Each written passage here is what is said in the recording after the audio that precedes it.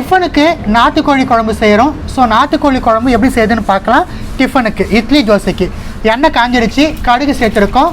கடுகு நல்லா பொரிஞ்சு வரத்து வந்து நம்ம கட் பண்ணி எடுத்து வச்சுருக்கிற பெரிய சைஸ் வெங்காயத்தை ஒரு 2 போல் எடுத்துருக்கோம். அதை நம்ம சேர்த்துருக்கோம், நல்லா வதங்கட்டும். அது கூடவே நம்ம கொஞ்சமாக போல் கருவேப்பிலை உருவி சேர்த்துடலாம். நான் வந்து இன்றைக்கி 1/2 கிலோ போல் நாட்டுக்கோழி எடுத்திருக்கேன். ஸோ அதுக்கேற்ற இன்க்ரீடியன்ஸ் தான் நம்ம ஆட் பண்ணுறோம். ஒரு சண்டே டைமில் ஃபேமிலியோட காலையில் நேரத்தில் வந்து ஒரு நாட்டுக்கோழி எடுத்து இது போல் மண்சட்டியில் குழம்பு வச்சு இட்லி ஊற்றி சாப்பிட்டா அவ்வளோ ஒரு அட்டகாசமான டேஸ்ட்டில் இருக்கும். அந்த காலத்தில் எங்கள் பாட்டி செய்வாங்க. எங்கள் பாட்டியோட ரெசிபி அப்படியே எங்கள் அம்மா உங்களுக்காக வேண்டி ஷேர் பண்ணுறாங்க.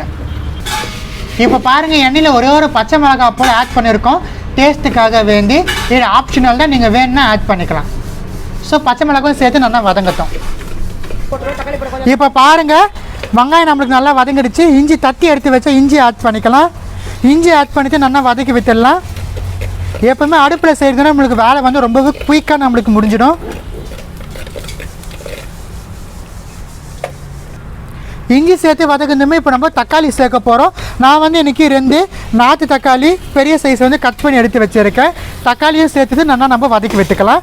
வெங்காயம், இஞ்சி, பச்சை மிளகாய், கருவேப்பிலை எல்லாமே சேர்த்து இந்த எண்ணெயில் வந்து நம்மளுக்கு நல்லா வதங்கி அரோமா வந்து நல்ல ஒரு அரோமா வந்ததுக்கு அப்புறமா நம்ம பூண்டு சிக்கன்லாம் சேர்க்க ஆரம்பிக்கலாம். வெங்காயம் தக்காளி நல்லா வதங்கிடுச்சு. இப்போ நம்ம கழுவி சுத்தம் பண்ணி வச்சு வச்சுருக்கிற நாட்டுக்கோழியை சேர்க்கலாம். இட்லிக்கும் அவ்வளோ ஒரு கலக்கலான ஒரு காம்பினேஷன் இது. நாங்கள் சின்ன பொழுது இருக்கும்போது எங்கள் பாட்டி செஞ்சு தருவாங்க. அதே ரெசிபியை திட்டம் எங்கள் அம்மா உங்களுக்காக வேண்டி ஷேர் பண்ணுறாங்க.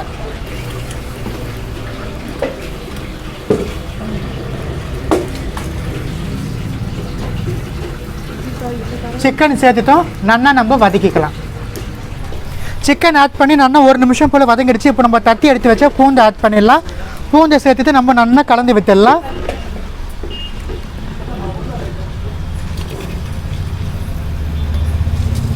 பூண்டு வந்து சிக்கன் சேர்த்துக்கு அப்புறமா நம்ம சேர்க்குறோம்.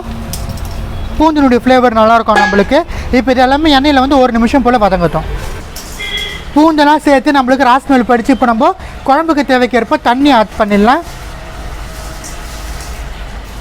டிஃபனுங்கிறதுனால வந்து கொஞ்சம் தண்ணியாகவே நம்ம குழம்பு வச்சுக்கலாம், நல்லாயிருக்கும் இட்லிக்கு சாப்பிட்றதுக்கு. தண்ணி ஆட் பண்ணிவிட்டு இப்போ நம்ம தேவைக்கேற்ப உப்பு, மிளகாய்த்தூள், மிளகுத்தூள்லாம் நம்ம இதிலே நம்ம சேர்த்துடலாம். 1 by 1 ஆட் பண்ணலாம். தேவைக்கேற்ப உப்பு ஆட் பண்ணிக்கிறோம். உப்பு ஆட் பண்ணதுக்கு அப்புறமா நம்ம காரத்திற்கு ஏற்ப குழம்பு மிளகாய்த்தூள் நான் சேர்க்குறேன். நல்லா ஒரு 1.5 டீஸ்பூன் போல் குழம்பு மிளகாய்த்தூள் சேர்த்துட்டோம். இது 2மே சேர்த்துட்டு நல்லா கலந்து விட்டுடலாம்.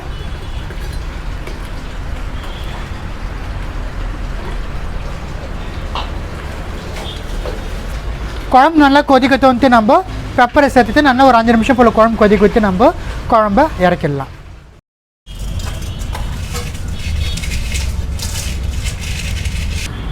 குழம்பு பாருங்கள், நல்லா கொதிக்க ஆரம்பிச்சிடுத்து.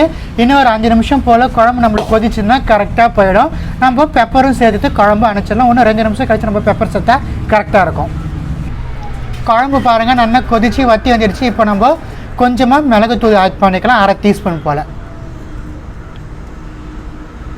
மிளகு குழம்பு வந்து நல்லா கலந்து விட்டு இன்னும் ஒரு 2 நிமிஷம் போல் கொதிக்கட்டும். அதுக்கப்புறம் நம்ம குழம்பு இறக்கிடலாம். குழம்பு பாருங்கள், நல்லா கொதிச்சிருச்சு, கறியும் நல்லா வெந்துடுச்சு. இப்போ நம்ம குழம்பு வந்து ஆஃப் பண்ணி இறக்கிடலாம். நாடா டிஃபனுக்கு வச்ச இட்லி குழம்பு எப்படிடா இருக்குது, சாப்பிட்டு பார்த்து சொல்லு. பாப்பாக்கும் கொஞ்சம் ஊற்று.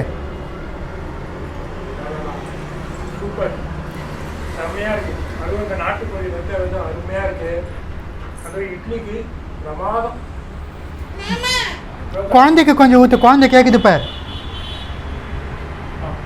ஸோ பாருங்கள், ரொம்ப கலக்கலான டிஃபனுக்கு எப்படி செய்கிறதுன்னு எங்கள் அம்மா உங்களுக்காக வேண்டி பாரம்பரியமான நாட்டுக்கோழி குழம்பு ரெசிபி உங்களுக்காக ஷேர் பண்ணியிருக்காங்க.